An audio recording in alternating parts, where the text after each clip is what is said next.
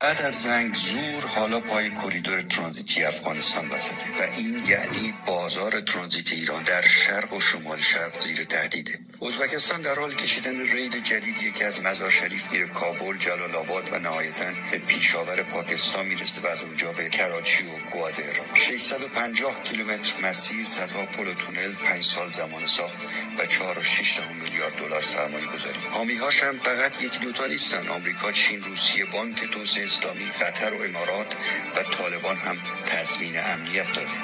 این مسیریه که الان فقط سالی 300,000 تن کالا با کامیون ازش رد میشه، ولی قراره به ریل با ظرفیت 15 تا 20 میلیون تن در سال تبدیل بشه. برای ازبکستان این یعنی یه مسیر جایگزین به جای ایران. افغانستان هم با وصل شدن به ترکمنستان و کریدور لاجورد زیرساخت‌هاشو تکمیل میکنه. نتیجه این خط ریلی مستقیما رقیب ترانزیت ایران میشه.